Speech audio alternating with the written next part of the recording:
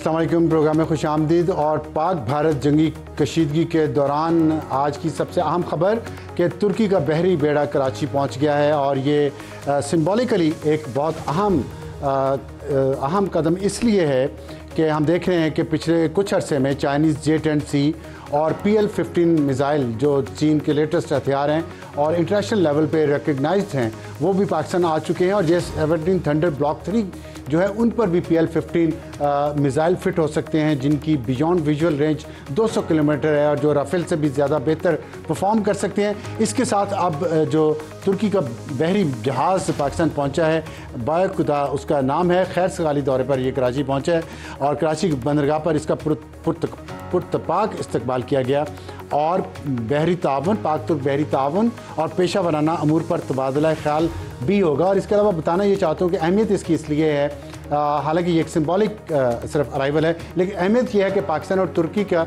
Defence cooperation बहुत ज़्यादा है। उसकी कुछ तफसीलात आपसे शेयर करना चाहूँगा। इस तनाजुर में इस वक्त जो पाक भारत जंगी कशीदगी जारी है उसमें यह बहुत ज़रूरी है कि नेवल कोलैबोरेशन है पाकिस्तान की और पाकिस्तान तुर्की से मिल-जम प्रोग्राम के तहत जो लार्जेस्ट एक्सपोर्ट्स हैं तुर्की की वो पाकिस्तान को, उसमें एडवांस वॉरशिप्स हैं, नेवल वॉरशिप्स जो पाकिस्तान ने तुर्की से लिए हैं और पहला PNS बाबर वो पाकिस्तान पहुंच भी चुका है सितंबर 2023 में। उसके बाद जॉइंट प्रोडक्शन हो रही है कान 5th जनरेशन फाइटर जेट की जो कि लेटेस्ट वर्जन है और जिसकी तस्वीर भी आप इस वक्त अपनी स्क्रीन पर देख रहे होंगे।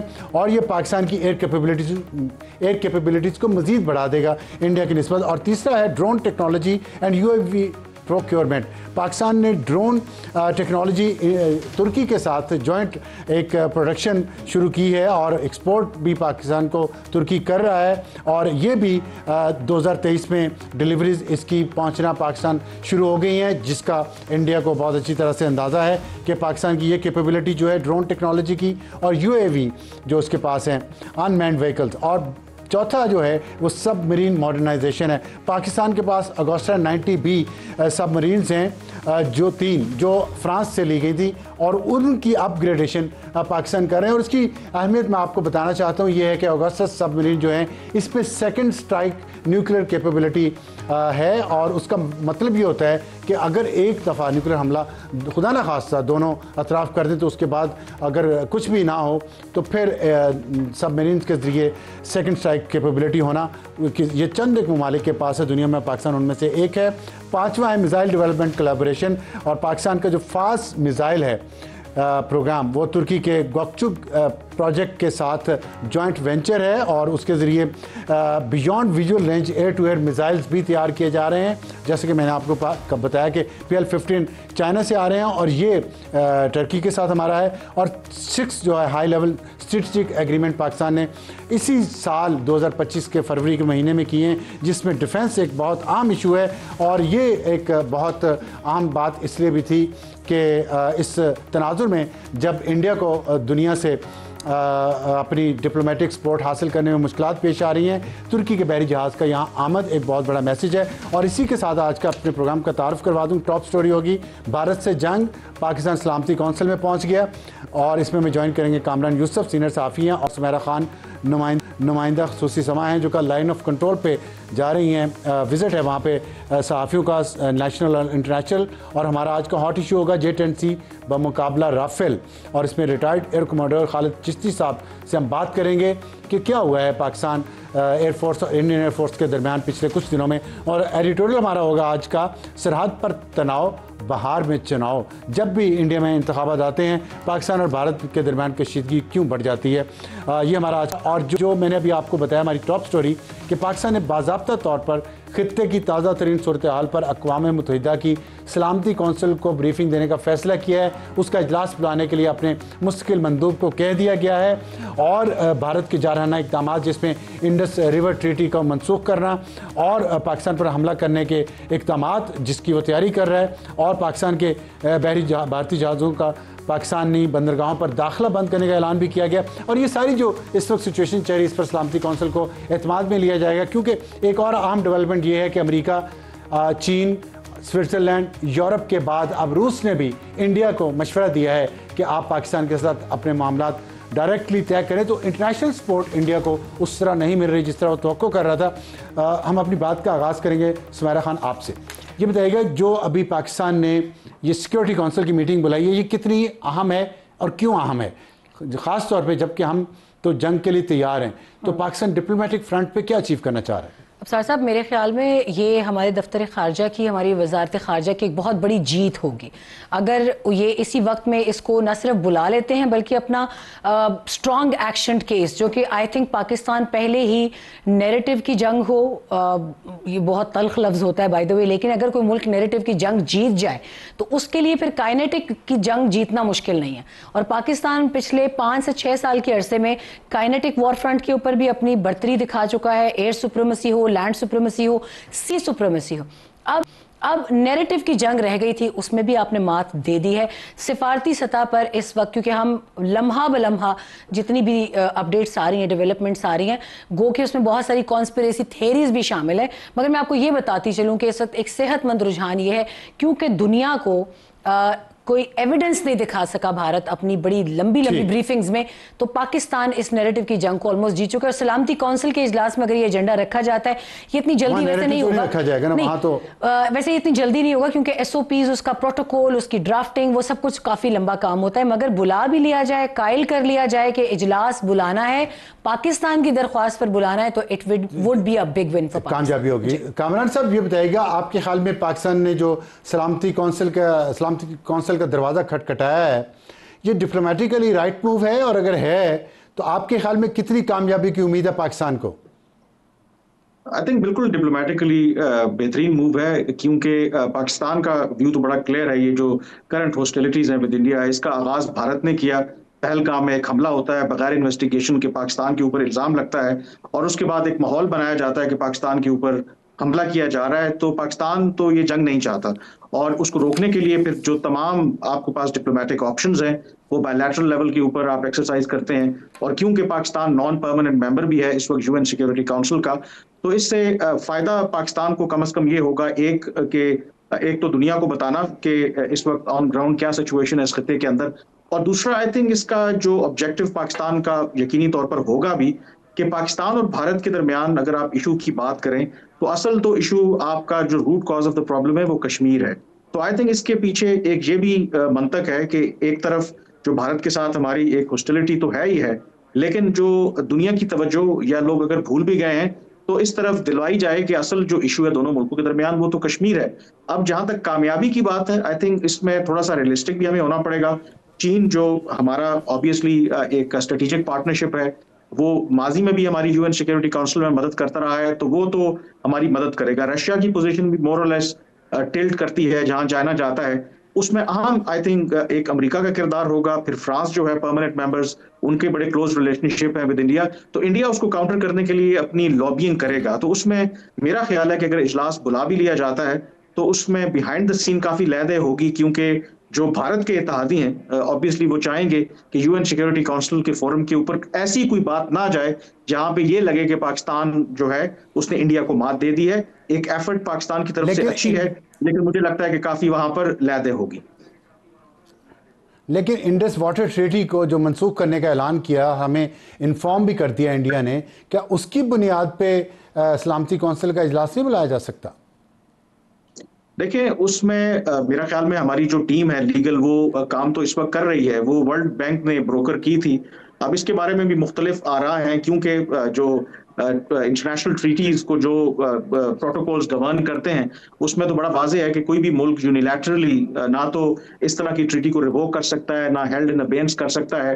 तो पाकिस्तान में जो इंटरनेशनल अफेयर्स को या लीगल जो एक्सपर्ट्स इंटरनेशनल लॉ को समझते हैं कि ये तो क्लासिक एक केस है यूएन सिक्योरिटी काउंसिल का, तो मेरा ख्याल में उसके लिए भी पाकिस्तान की कोशिश है। और आज की जो स्टेटमेंट है दफ्तर खारजा की, उसमें बाकायदा इसका जिक्र किया गया। और मेरे ख्याल में ये सबसे इम्पोर्टेंट इसमें पहलू है कि बर वक्त जो है वो आपको प्रीएम्प्ट किया जाए कि भारत जो इकदाम करने जा रहा है, क्योंकि जो ओवरऑल बड़ा इशू है, आई थिंक बाकी मामला तो शायद ठंडे हो जाएंगे, लेकिन ये जो पानी वाला मामला है कि इटसेल्फ इतना सीरियस है कि दोनों मुल्कों के दरमियान जेन्युइनली जंग हो सकती है। ठीक है। अच्छा, आपने कश्मीर का जिक्र भी किया, तो 2019 में हमने देखा कि उस वक्त जब पुलवामा हुआ उसके बाद पाकिस्तान और इंडिया में एक अंडरस्टैंडिंग हुई खुफिया, जिसमें उस वक्त की पाकिस्तान की सिविल और मिलिट्री क़यादत ने आर्टिकल 370 इंडिया के तब्दील करने पे उस तरह रिएक्ट नहीं किया जिस तरह किया जाना चाहिए था। और एक व्यू ये है कि अब कश्मीर का मसला उस तरह नहीं दुनिया डील करेगी जिस तरह के पहले किया जाता था। आप समझते हैं कि मौजूदा जो बहरान इंडिया ने खड़ा किया है उससे दोबारा पाकिस्तान को एक मौका मिला है कश्मीर का मसला इंटरनेशनल सतह पर ले जाने का और इसको हाईलाइट करने का? हम 2019 की गई गलती को करेक्ट कर सकते हैं अब? मेरा ख्याल है ऑलरेडी जो सबसे बड़ा इसका पाकिस्तान को फायदा हुआ है वो यही हुआ है कि भारत की अपनी बेवकूफ़ी की वजह से और जिस तरीके से उन्होंने इस सारे मामले को प्ले अप किया, भारत की पॉलिसी बिल्कुल आप 2019 के बाद जो उन्होंने फिर आर्टिकल 370 खत्म किया, उन्होंने गोल पोस्ट चेंज कर दी। तो उन्होंने कहा कि ये तो पाकिस्तान भारत का दाखिली मामला है, हमने अब सेटल कर लिया है। अब भारत के अपने गलत फैसले की वजह से आज इंटरनेशनल मीडिया के ऊपर जब बात होती है पहलगाम हमले की, तो उसमें बैकग्राउंड में ये बताते हैं कि ये तो root cause of the problem तो कश्मीर है। फिर अमेरिका के सदर जो हैं ट्रंप ने उन्होंने भी इसको दहशतगर्दी से ज्यादा एक दोनों मुल्कों के दरमियान एक लॉन्ग स्टैंडिंग इशू करार दे दिया। भाई कश्मीर का मामला तो दोनों मुल्कों के दरमियान काफी अरसे से चल रहा है। तो मेरे ख्याल में पाकिस्तान के लिए एक बहुत बड़ी ओपनिंग है, क्योंकि इस जो कश्मीर इशू इतने अरसे से एक इंटरनेशनल फोरम्स के ऊपर, यूएन के ऊपर और इंटरनेशनल मीडिया भी उसको बहुत ज्यादा लिफ्ट नहीं करवा रहा था, तो एक ओपनिंग मेरे ख्याल में पाकिस्तान को जरूर मिली है। शायद यही वजह है कि पाकिस्तान को ये मुनासिब लगा कि इस मोमेंटम को फर्दर एक्सपेडाइट किया जाए और यूएन सिक्योरिटी काउंसिल में इस मामले को लेकर जाया जाए।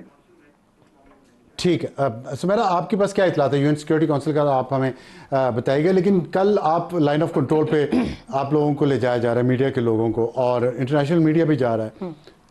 क्या एक्सपेक्ट करती हैं वहां पे? देखिए, ये भी एक बहुत बड़ा मार्का होगा, क्योंकि अभी तक मेरे ख्याल से कि ये बहुत बड़ा एक स्टेप होगा कि लाइन ऑफ कंट्रोल तक का रास्ता खुला है। जिसको जाना है वहां पर जा सकता है, क्योंकि भारतीय तरफ से जो मीडिया जो चीजें दिखा रहे हैं बहुत कंट्रोल्ड दिखा रहे हैं। नहीं, भारत की तरफ से कहा जा रहा था ना फलां जगह पे कैंप्स हैं, वो मैं उसी तो उन्हीं जगहों पे जा रहे हैं दहशतगर्दों के, क्योंकि अभी तक तमाम तर पिन पॉइंट लोकेशंस हमें आइडिया नहीं है कि हम एग्जैक्टली कहाँ जाएंगे, क्योंकि ये भी एक तरह से उनकी तरफ से एक बड़ा प्रोपेगेंडा अभी तक चलाया जा रहा है कि पहलगाम के दूसरी जानिब ये लोकेशन है पाकिस्तान की, जो कि मैं मैप पे देख रही थी, उन जगहों का नामो निशान नहीं है पाकिस्तान के अंदर। पहलगाम और पाकिस्तान की तरफ जो बदोरी बेल्ट है, which is the extremely important point of LOC. Badori belt is Pakistan army's last deployment site एक तरह से, और ये फैला हुआ है बहुत जगह पे। ये बदोरी बेल्ट जो है वो पाकिस्तान की जानिब आता है, फॉरवर्ड कहूटा, हवेली आज़ाद कश्मीर। अच्छा। और इसकी हाइट बहुत ज़्यादा है। I just travelled on this Eid, छोटी ईद पर हम ईद उल फितर का प्रोग्राम मैंने उसी बॉर्डर पॉइंट से किया था। बाय द वे, मैं आपको ये बताऊँ इसकी सिग्निफिकेंस क्या है।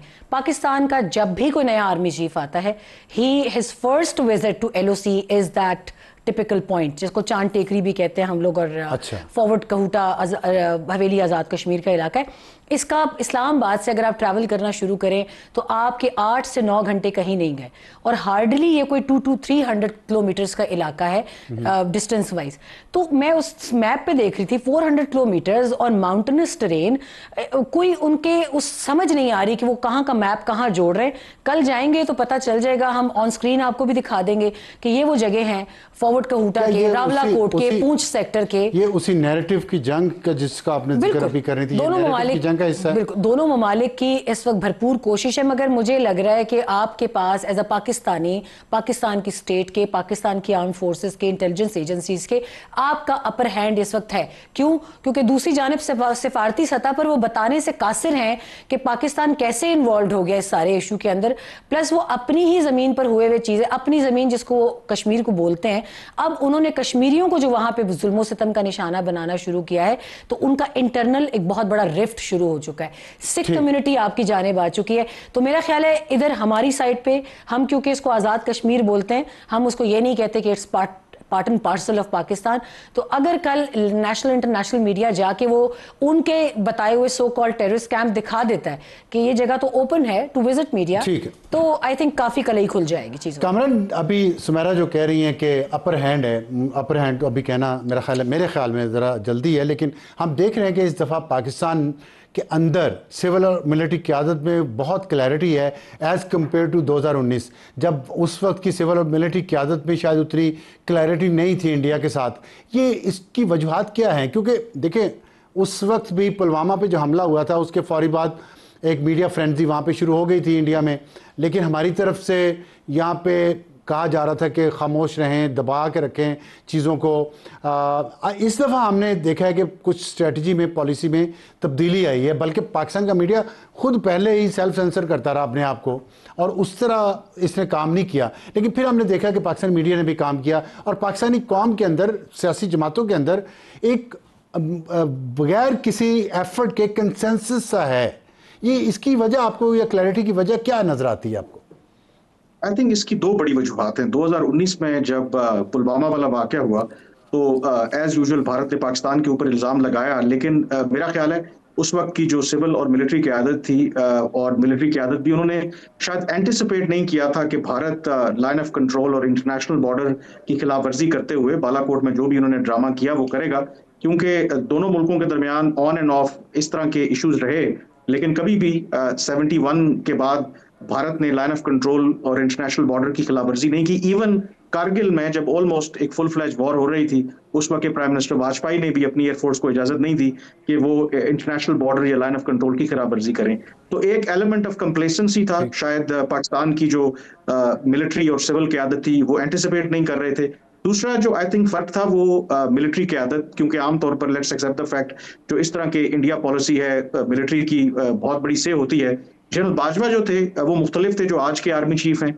उन्होंने एक कोशिश भी की बिहाइंड द सीन, इवन उस वक्त भी टॉक्स चल रहे थे, बाद में भी हमने देखा कि वो भारत के साथ एक रप्रोशमा या ताल्लुकात को रीसेट करना चाहते थे।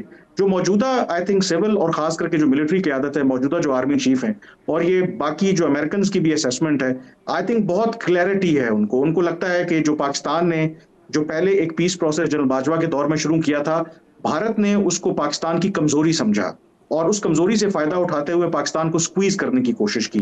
तो जनरल जो करंट आर्मी चीफ है, आई थिंक वो इस हवाले से क्लियर है कि वो हमें अपोलोजेटिक वाली जो पॉलिसी है कि हम बैक करते रहें कि हमारे से टॉक्स करें, और दूसरी तरफ भारत अपना जो प्लान है वो उसको इंप्लीमेंट करता जा रहा है। तो जो एक खतरा या डर, डिटेरेंस जो है ना इस दफा, वो ये है कि एक बड़ा clear message through international recruiters पहुंच गया है भारत को कि अगर आपने कार्रवाई करनी है तो भले आप कर लें, लेकिन जो हमारी तरफ से जवाब आएगा तो फिर आपने गिला नहीं करना। तो ये एक मेरे ख्याल में बहुत बेसिक फर्क है कि इस दफा जो सिविल हो या मिलिट्री क़यादत हो, बहुत क्लैरिटी है, और शायद इसी वजह से भारत को थोड़ा सा टाइम लग रहा है कि वो जो भी एक्शन करना चाहते हैं। मुख्तसरन आप क्या रिस्पॉन्ड करना चाह रही हैं? इस हवाले से एक तो मैं आपको पहले वाली बात का जवाब दूं, इंडस वाटर ट्रीटी जो आपने पूछा, इसके अंदर एडेड है, जो यूएनएससी के अंदर हम जा रहे हैं, इट्स पार्ट ऑफ दैट। तो आई थिंक बड़ी क्लैरिटी के साथ बात होगी। पहले एक फ़र्क था, पहले की मिलिट्री क़यादत में थोड़ा सा एक रुझान था मीडिया पर्सनस को, एंकर पर्सनस को बुलाकर बात करना, और फिर जब वो बाहर बात आती थी कुछ पता नहीं होता था कि इसकी तस्दीक कौन करेगा।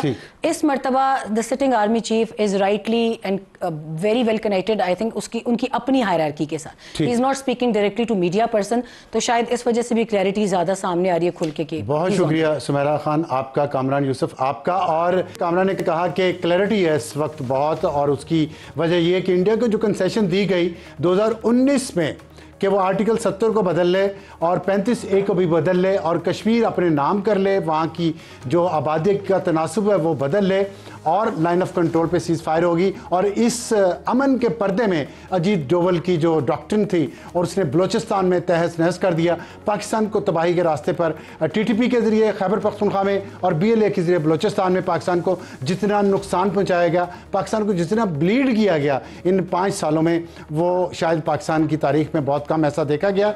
लेकिन अब लगता है कि वो रुक रहा है। हमने कल अपने एडिटोरियल में भी बताया था कि उसमें कमी आ गई है दहशतगर्दी के हमलों में, पहलगाम हमले के बाद। तो लेट्स सी कि आगे सिचुएशन कैसे होती है। वक्त एक ब्रेक के बाद वापस आएंगे। तो हॉट इशू J-10C बमुकाबला राफेल, एक छोटे से ब्रेक। प्रोग्राम में दोबारा खुशामदीद। वक्त हुआ हमारे आज के हॉट इशू का, और आज का हमारा हॉट इशू है J-10C बमुकाबला राफेल। ये पाकिस्तान भारत के दरमियान जो कशीदगी जारी है इस वक्त, और उसमें जो एयरफोर्स दोनों पाकिस्तान एयरफोर्स और इंडियन एयरफोर्स का जो एक तकाबुली जायज़ा लिया जा रहा है और जिसमें हम देख रहे हैं कि पिछले दिनों राफेल तैयारे पाकिस्तान पर हमला करने के लिए आए, लेकिन उनका सिस्टम जैम कर दिया गया, ये खबरें आईं। और उसका सिस्टम जैम करके पाकिस्तान की J-10C जो चाइनीज़ मेड तैयारे हैं और चाइना ने पाकिस्तान को दिए हैं, उनका इसमें बहुत अहम रोल था और पाकिस्तान का जो जैमिंग सिस्टम है उसका बहुत अहम रोल था। और इसके साथ साथ हम ये भी देखते हैं कि F-17 थंडर पाकिस्तान के पास है, F-16 पाकिस्तान के पास है, और अब हम सुन रहे हैं TFX कान 5th जनरेशन जो टर्किश फाइटर जेट है वो भी पाकिस्तान को मिल रहा है। और पाकिस्तान की बल्कि पाकिस्तान जॉइंट प्रोडक्शन कर रहा है तुर्की के साथ मिलकर। तो पाकिस्तान की एयरफोर्स लगता है हमें काफ़ी फॉर्मेडेबल शेप में आती जा रही है। और इसी तनाज़ुर में आज इंडिया से ये खबर आई है कि इंडियन वज़ीर-ए-आज़म नरेंद्र मोदी साहब ने Indian air chief AP Singh Amarpreet Singh साहब से दूसरी मुलाकात की है कुछ ही दिनों में। और उसकी वजूहत ज़ाहिर है आपको जो बताया है कि एक टेंशन चल रही है सरहदों पर, और उसमें एयरफोर्स का किरदार दोनों तरफ से बहुत अहम हमेशा से रहा है। हमें ज्वाइन किया है retired air commodore Khalid Chishti साहब ने, और प्रोफेसर हैं इस वक्त लम्स यूनिवर्सिटी में और साबिक एयर कमोडोर भी हैं, उनसे बात करेंगे। ये जो चिश्ती साहब अस्सलाम वालेकुम। जी वालेकुम सलाम जी अब्सार साहब, थैंक यू फॉर इनवाइटिंग। शुक्रिया आपने हमें ज्वाइन किया। सवाल ये है जो लोग भी जानना चाह रहे हैं कि दोनों तरफ से मीडिया और मीडिया के ऊपर बैठे हुए एक्सपर्ट्स जैसा कि आप भी हैं, ये दावा करते हैं कि हमारे मुल्क की एयरफोर्स बहुत कामयाब है, बहुत ताकतवर है। आप एक प्रोफेशनल पॉइंट ऑफ व्यू से बताएंगे कि कौन सी एयरफोर्स जो है उसको दूसरी पे एडवांटेज है और क्यों है इस वक्त? Thank you very much. ये बहुत अच्छा सवाल है। देखिए, हमें ये जब से मैं भी नौजवान फाइटर पायलट था, जब हमने एयरफोर्स ज्वाइन की, और हमने बड़ों को भी ऐसा ही करते देखा कि हम कभी भी हिंदुस्तान के साथ न्यूमेरिकल या नंबर तादाद में हम मैच नहीं कर सकते और ना कर सकेंगे शायद। हमें दो तीन चीज़ें बहुत इंपॉर्टेंट हैं जो हम उस गैप को प्लग करते हैं जो न्यूमेरिकल उनको एडवांटेज है। हमें बताया गया था जब हम छोटे थे कि जब 2 जहाज़ आएंगे तो दूसरी तरफ से 4 या 6 जहाज़ आएंगे, तो ये नोन होता है और हमारे जंगें इसी तरह का पूरी हिस्ट्री भरी पड़ी है। हम एक जज्बा ईमान से उसको कवर करते हैं अल्हम्दुलिल्लाह। और दूसरा इंपॉर्टेंट चीज़ है हमारी जो सुपीरियर ट्रेनिंग है। दैट इज़ वाई आपने नोट किया होगा कि पूरी दुनिया जो हमारी इस्लामिक वर्ल्ड है मोस्टली या ब्रदरली कंट्रीज हैं, हम उनके पायलट्स, इंजीनियर्स, टेक्नीशियंस को ट्रेनिंग देते रहे हैं और आज भी दे रहे हैं। तीसरी जो मोस्ट इंपॉर्टेंट चीज़ है जो आपके सवाल से ज़्यादा करीब लाएगी मुझे, वो ये है कि हम सुपीरियर टेक्नोलॉजी से आउटबीट करना चाहते हैं दुश्मन को। हमारे पास कभी भी नंबर जैसे मैंने कहा मैच नहीं कर सकते, क्वालिटी से करते हैं। टेक्नोलॉजी ऐसी चीज़ है जिसको हम इंगेज जल्दी करते हैं, हम अप्लाई जल्दी करते हैं, और पुट इनटू एक्शन जिसको कहते हैं वो जल्दी करते हैं। अब इसी की मिसाल मैं जैसे करता हूँ कि ये कोई पहलवानों वाली लड़ाई नहीं होती कि उधर से भी एक पहलवान या बॉक्सर आएगा तो वो मारेगा फिर उससे तगड़ा पहलवान आ जाएगा, ऐसा नहीं होता। इट्स ए कॉम्बिनेशन हम होती है जिसमें मुख्तलिफ किस्म के एसेट्स होते हैं और सारे इंपॉर्टेंट होते हैं।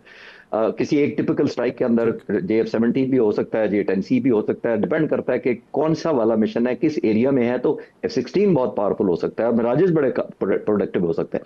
तो ये इस तरह तजिया या आइसोलेट करना स्टैंड अलोन जवाब नहीं मैं दे सकूंगा। लेकिन हैविंग सेड दैट, हम राफेल और J-10 से शुरू करते हैं। जब हिंदुस्तान के वज़ीर आज़म ने 2019 में कहा था कि अगर हमारे पास राफेल होते तो नतीजा और होता, तो उन्होंने राफेल का फौरी तौर पर ऑर्डर किया। $9 बिलियन उन्होंने खर्चे और 36 जहाज लिए। अब ये जो जहाज जब लिया जा रहा था 2020-21 में, उस वक्त सबसे बड़ा उनको एडवांटेज ये लग रहा था कि इसकी बियॉन्ड विजुअल रेंज जो मिसाइल की रेंज है, मेटेओर इनका एक मिसाइल लगता है, बहुत अच्छा मिसाइल है, जहाज भी बहुत अच्छा है। मैं एज अ फाइटर पायलट जहाज की बड़ी रिस्पेक्ट करता हूँ। दूसरी बात यह है कि उसमें जब सबसे बड़ी एडवांटेज उनको जो मिलनी थी इस एरिया में हमारे ऊपर, वो थी बियॉन्ड विजुअल रेंज, जो कि तकरीबन 150 किलोमीटर तक उनका जो मिसाइल है वो फायर किया जा सकता है। जिसका आसान लफ्जों में ये मतलब है कि हमारे पायलट को वो रेडार पे 150 किलोमीटर दूर से देखकर अपना मिसाइल लॉन्च करेंगे। हमारे पायलट के पास उस वक्त F-16 पे AMRAAM लगे हुए थे, सिर्फ वो इसकी रेंज के करीब भी नहीं थे, तो हम आउटबीट हो सकते थे। लेकिन फौरी तौर पर पाक फ़िज़ाइया ने रिएक्ट किया क्योंकि न्यूमेरिकली हमने ये एडवांटेज अपने पास रखा है। और 2021 में ये प्रेजेंट एयरफोर्स चीफ ने जब टेक ओवर किया, सब एयरफोर्स चीफ को मैं क्रेडिट देता हूँ, हमारी leadership air marshal Asghar Khan से लेकर नूर खान से लेकर हर एयरफोर्स चीफ और लीडर मिला, उसने अपने हिसाब, अपने वक्त और अपनी एलोकेशन रिसोर्सेज के हिसाब से कंट्रीब्यूट जरूर किया है। लेकिन प्रेजेंट जो क़यादत है, उन्होंने 2022 में मार्च में ये जहाज J-10C इंडक्ट किए, डे एंड नाइट ऑपरेशनलाइज किए, और ये रिकॉर्ड मुद्दत है जो ये चाइना किसी को पहला मुल्क था जिसको ये जहाज दिए जाए। और हमने सुकून नहीं लिया, हमने कहा कि हमें PL-15 चाहिए, हालांकि इस जहाज में PL-10 PL-12 बड़े पावरफुल मिसाइल्स हैं, वो लगे हुए हैं बियॉन्ड जो, लेकिन हमने कहा कि हमने PL-15 जहाज मिसाइल चाहिए, जो हमने लिया। और मुझे ये बताते हुए इत्मीनान हो रहा है कि इस मिसाइल की जो रेंज है वो राफेल के मुकाबले में जो 150 किलोमीटर थी, उससे 200 किलोमीटर से ज्यादा है। और यहीं पे भी हमने इख्तिताम PL किया, 15 हमने 200 सोचा किलोमीटर तक, और राफेल का जो मिसाइल है वो 150 किलोमीटर तक बियॉन्ड विजुअल रेंज जा सकता है, आप ये कह रहे हैं? जी, दैट इज करेक्ट जी। और फिर जो मैं ऐड करना चाह रहा ठीक हूँ है। वो ये कि हमने यहाँ नहीं खत्म किया, हमने JF-17 थंडर ब्लॉक 3 है उनको भी मॉडिफाई किया इसी मिसाइल के लिए। और अब जो हमारे ब्लॉक 3 लेटेस्ट JF-17 थंडर है, वो रेडार भी अपग्रेडेड है, उसका ऐसा रेडार लगा हुआ है। और PL-15 JF-17 थंडर ब्लॉक 3 भी कैरी कर सकता है। जिसको कंक्लूड मैं इस तरह करूंगा क्या है कि अब हमारे पास एक जहाज भी नहीं है PL-15, जो दो है बल्कि प्लेटफॉर्म, और चंद जहाजों पे नहीं है, ये कई जहाजों पर मुश्तमिल हो चुका है जो कैपेबिलिटी है। और बहुत बड़ा फ्लीट अल्हम्दुलिल्लाह हमारे पास है, आप जो ये कहना 36 चाह रहे जहाजों हैं, के मुकाबले में। आप कह रहे हैं PL-15 मिसाइल जो है वो J-10C पे भी है और वो JF-17 थंडर पे भी है? JF-17 थंडर ब्लॉक 3 का जी, जो लेटेस्ट वर्जन है, ब्लॉक 3 पे उस पे भी है कि उस वो हमारे पास कितने जहाज हैं JF-17 थंडर ब्लॉक 3? 40 से 50 जहाज। और J-10C? ये तकरीबन अभी एक स्क्वाड अभी है एस्टेब्लिश हुआ है, और बाकी भी और इंशाल्लाह ताला वैल्यू ऐड होगी इनमें। तो इसका मतलब है कि हमारे न्यूमेरिकली भी अगर आप देखें तो राफेल पे अभी भी पाकिस्तान को PL-15 लगा के उस पे हासिल है इंडियन एयरफोर्स पे। जी, जहां तक बियॉन्ड विजुअल, इसको हम टेक्निकल टर्म में कहते हैं, जो आप सबको भी समझ आ जाएगी, वो है first look, lock and shoot capability. ये वापस हमने रीगेन कर लिया है राफेल खरीदे जाने के बावजूद। और जाहिर है जब कॉम्बैट होती है तो सिनेरियो अच्छा। बदलते रहते हैं। मैं ये बिल्कुल ये इंप्रेशन नहीं दे रहा कि सिर्फ PL-15 की लड़ाई होगी। और ये भी मैं आपको बताता चलूं कि एक जहाज पर PL-15 एक नहीं लगता, 4-4 लगते हैं एक जहाज पर। और अच्छा, डिपेंड अच्छा, करता है अच्छा, सिनेरियो ये पे कि बताइएगा। किस रेंज पे है। जी ठीक है, तो ये अभी जो रिसेंट इंसिडेंट हुआ है हवा में, जब राफेल 4 आए हैं और पाकिस्तान ने उनके रडार जैम कर दिए, वो क्या वाक़या हुआ था? उसके बारे में थोड़ा हमारे नाज़रीन को बताएंगे आसान अल्फाज में, जो उन्हें समझ आ सके। खबर तो आ चुकी है जी, वो आई है और मुझे थोड़ा एक्सेस हुआ। मैं कुछ 6 साल से अपने नाम पे एक यूट्यूब डॉक्यूमेंट्री चैनल भी चलाता हूँ, और मैं अपनी रिसर्च के लिए, मुझे स्पेशल इजाज़त एयरफोर्स ने दी हुई है, मैं एयरफोर्स के बेसिस पे जाता रहता हूँ। इसलिए मैं फर्स्ट हैंड आपको ये बता रहा हूँ कि इस एस्केलेशन से चंद हफ्ते पहले मैं इसी ऑपरेशनल बेस पर, जहाँ ये J-10C और JF-17 थंडर ब्लॉक 3 के पायलट, जहाज, टेक्नीशियन, एयरमैन सारे मौजूद हैं। मैं पूरा दिन इनके साथ गुजार के आया था, क्योंकि मैंने अपने उस डॉक्यूमेंट्री के लिए उनका इंटरव्यू किया। ये भी मुझे पहली दफ़ा इजाज़त मिली थी, तो मैं उनकी कैपेबिलिटी जानकर तो बहुत अगर आपने मुझे इंटरव्यू प्राउड किया फील तो हुआ। एयरबेस का नाम बताना पसंद करेंगे आप? मेरा ख्याल है इस वक्त रेलेवेंट नहीं है, वो शायद उसके बगैर भी हम चल सकते हैं ठीक है, आगे वक्त आने पर। ठीक। तो वो मैं बताना ये चाहूंगा कि उस वक्त कैपेबिलिटी वाइज मुझे बहुत खुशी हुई, क्योंकि मैं जिस जमाने में एयरफोर्स में था, जाहिर है इस तरह की मॉडर्नाइजेशन नहीं हुई थी।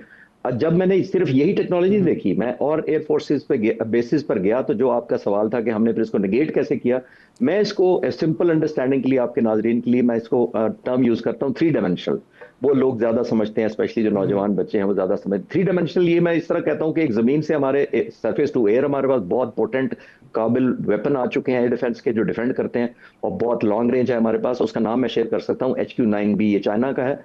Very very effective, number 1, jamming से नहीं रुकता, और बहुत ही लीथल और एक्यूरेट है। जी जी, एक तो ये हमने ले लिया हुआ है, तकरीबन 8-9 महीने पहले ये इंडक्ट हो चुका है, पाक फिजाई का हिस्सा है इस वक्त, और पूरे मुल्क में मुख्तलिफ जगहों पे मौजूद है डिफेंड करने के लिए मुल्क को। एक बार, दूसरा, मैं 1 डायमेंशन जमीन की हो गई। हवा में ये जरूर जो आपने कहा J-10C और ब्लॉक 3 थंडर भी मौजूद थे, और F-16 भी, मतलब मैं किसी जहाज को अंडरमाइन नहीं कर रहा F-16 को, तो बल्कि मैं लेजेंड जहाज कहता हूँ कि वो जहाज 43 सालों से पाक फिजाइया के जेर इस्तेमाल हैं। हमारे पायलट्स टेक्नीशियन हो चुके हैं उन पर। मिराज हम 55 साल से, तकरीबन 58 साल से उड़ा रहे हैं। तो हमारा वो, उनको मैं नहीं भूल रहा। मैंने अपने 1000 घंटे मेरे मिराज जहाज पे, तो मेरी लॉयल्टी उन जहाजों के भी उतनी है। लेकिन ये कंप्लीट पैकेज था। ये जो सरप्राइज इंडिया ने देने की कोशिश की है, आपका ज्यादा फोकस करते हैं राफेल के ऊपर, ये भी ये ध्यान में रखिएगा कि 4 अकेले जहाज नहीं आ रहे थे, ये पूरा पैकेज होता है। पैकेज का मतलब ये होता है कि पीछे सपोर्ट जहाज भी आते हैं, जिसका मतलब जैमर्स होते हैं, इलेक्ट्रॉनिक वॉरफेयर जहाज होते हैं, डिपेंड करता है, रिफ्यूलर भी एयर टू एयर चाहिए होते हैं। तो ये पूरा पैकेज था। पाक फिजाइया ने तीनों डायमेंशन, जो थर्ड डायमेंशन मैंने अभी मेंशन नहीं की कि एक तो मैंने जमीन से बताया, एक हवा में जहाज उड़ रहे थे, थर्ड डायमेंशन हमारी है जिसको मैं एरोस्पेस या एरो साइबर कहता हूँ। यानी हमारी साइबर एक कमांड है यहाँ पे पाक फिजाइया ने सेटअप कर ली हुई है। वो टेक्निकल डिटेल्स भी मुझे मालूम है, लेकिन वो भी शेयर करना शायद मेरे बियॉन्ड स्कोप भी होगा और मेरे लिए थोड़ा मुश्किल भी होगा। तो वो साइबर कमांड भी अपना एक्शन कर रही है। कहने का मतलब ये है, इलेक्ट्रॉनिक वॉरफेयर भी हमारी एट पीक है। ये 3 डायमेंशन से हमने कॉम्बिनेशन करके किया क्या एक्चुअली, वो मैं नेट रिजल्ट बता देता हूँ कि किया क्या हुआ। ये कि जब पायलट उड़ते हैं तो उनके जहन में एक ओरिएंटेशन होती है, एक रूट प्लान होता है, टाइमिंग्स होते हैं और टारगेट तो जाहिर होता ही है उनके जहन में। जब आप 3 डायमेंशन से उनको थ्रेट करते हैं और स्पेशली उनकी कम्युनिकेशन, उनकी लॉस ऑफ सिचुएशनल अवेयरनेस, यानी उनको ये कम हो जाती है ओरिएंटेशन कि मैं कहाँ हूँ, कितनी दूर हूँ, मेरे दूसरे साथी किधर है, कितना मैं वेल कनेक्टेड हूँ। जब ये आप कॉन्फिडेंस किसी तरीके से भी शेक कर देते हैं तो पायलट का रिजॉल्व या डिटर्मिनेशन कम हो जाती है टू कंटिन्यू द मिशन। और डिपेंड करता है कि आपने सिचुएशनल अवेयरनेस उनकी कितनी डिग्रेड की है, किस हद तक डिग्रेड की है। आप सोचें कि पाक फिजाइया को मैं सलाम पेश करना चाहूंगा कि इस हद तक डिग्रेड कर दी कि वो समझे कि शायद एक और अभिनंदन वाला एपिसोड होना चाहिए। ये मेरी रीडिंग है, ये मुझे कोई बताया नहीं किसी ने। उनको ये शक पड़ा कि हमारी डिसओरिएंटेशन इतनी, अभिनंदन का भी कुछ नहीं हुआ था सिवाय इसके कि डिग्रेडेशन उसकी इतनी ओरिएंटेशन की होगी थी, उसको पता ही नहीं था कि वो पाकिस्तान एंटर हो चुका है, उसको पता ही नहीं था कि इतने जहाजों में घेरा जा रहा है। तो उसको वार्निंग जमीन से दी जा रही थी लेकिन वो वापस नहीं मुड़ रहा था क्योंकि हम पाकिस्तान के जहाज, मतलब वो कहते हैं ना कि रास्ता बुला दिया आपने उन लोगों ने। ठीक है, ठीक है, सिंपल करके। अच्छा, आखिर में मुझे सिर्फ ये बता दें मुख्तसरन कि जो कान है TFX कान, उसके आने से पाकिस्तान की फिजाई मजीद हासिल होगी। देखिए अभी ऑफिशियली पाक फिजाई ने तो कुछ नहीं कहा। ये बड़े अरसे से कान का भी चल रहा है, TFX का भी चल रहा है, J-31 का भी चल रहा है जो चाइना का स्टेल्थ जहाज है। ये तो पाकिस्तानी फिजाइया के प्रेसिडेंट चीफ ने कोई 2 साल पहले, 1.5 साल पहले अनाउंस भी किया था कि हम J-31 के लिए जाएंगे जो स्टेल्थ है चाइना का। लेकिन अभी उस पर फाइनलाइज नहीं हुआ और पाक फिजाइया ने खुद कुछ नहीं कहा। मेरे पास कुछ इन्फॉर्मेशन है, कुछ मैंने जगह भी विजिट की है, लेकिन शायद वो प्रीमेच्योर होगा अभी शेयर करना। ठीक, बहुत शुक्रिया कमोडोर चिश्ती साहब। हमसे बात करने का वक्त हो, एक ब्रेक के बाद आएंगे तो हमारा आज का एडिटोरियल सरहद पर तनाव, बहार में चनाव, इसके पीछे क्या असल वजह है जो कशीदगी पाकिस्तान और भारत के दरमियान जारी है। एक छोटे से ब्रेक के बाद और वक्त हो हमारे आज के एडिटोरियल का, सरहद पर तनाव, बहार में चुनाव। बहार सूबा है एक इंडिया का और इस पे राहत इंदौरी मरहूम के अशार हैं 2। राहत इंदौरी साहब 2020 में फौत हो चुके हैं और बहुत अरसा पहले उन्होंने ये अशार बोले थे अपनी हुकूमत के लिए। और इस बार फिर नरेंद्र मोदी साहब ने साबित किया है कि जब भी इंतखाबात करीब आएंगे वो कोई ना कोई पाकिस्तान के साथ फड्डा खड़ा करेंगे और उसकी बुनियाद पर, उस जंगी जुनून की बुनियाद पर, उस हिंदुत्व नज़रिए की बुनियाद पर वो इंतखाबात को जीतने की कोशिश करेंगे। और यही वजह है कि हम देख रहे थे कि नरेंद्र मोदी साहब सऊदी अरब के दौरे पर थे जब पहलगाम हमला हुआ और उसके फ़ौरन बाद उन्होंने अपना दौरा मुख्तसर किया सऊदी अरब का, सिर्फ ये तासुर देने के लिए कि वो बहुत फ़िक्रमंद हैं। वो इंडिया वापस पहुँचे, लेकिन वापस पहुँचते ही अगले दिन बजाय इसके कि वो कश्मीर जाते, वो कहाँ गए? वो बिहार गए। और बिहार में क्या है, वहाँ एक इंतखाबी रैली सी, उससे उन्होंने खिताब किया और इस वाक़े को सियासी एक रंग दिया और उसके ज़रिए मज़ीद इंडियन मीडिया को ये मौका दिया कि वो लोगों में जंगी जुनून को भरे। तो जो सियासी और मीडिया उनकी जो ताकत है और उसका नैरेटिव है, उसके ज़रिए पाकिस्तान के ख़िलाफ़ एक नैरेटिव बनाया जाता है ताकि इंतखाबात में उनको फ़ायदा हो सके। और इस स्ट्रैटेजी को वहाँ की सियासी जमातों ने महसूस किया है और अब पटना में नरेंद्र मोदी और वज़ीर आला नीतीश कुमार के ख़िलाफ़ एहतजाजन बैनर आवेज़ा हो गए हैं। और कांग्रेस लीडर चरणजीत सिंह चन्नी ने भी सख्त सवालात पूछे हैं। राष्ट्रीय जनता दल ने भी तनकीद की है, फ़ारूक अब्दुल्ला ने तनकीद किया, मीरवाइज़ उमर फ़ारूक ने इस पॉलिसी पर तनकीद किया है। और चन्नी साहब ने तो ये भी सवालात किए कि 2019 में जो स्ट्राइक की थी वो उसके सबूत किधर हैं, वो हमें दिखाए क्यों नहीं जा रहे। इसी तरह अभी तक जब तक कि पहलगाम में जो कुछ भी हुआ है उसके जो ज़िम्मेदारान हैं एक भी ना गिरफ्तार हो सका, ना कोई सबूत मुहैया किया जा सका हिंदुस्तानी अवाम को या पूरी दुनिया को। जाते हैं गुड नाइट।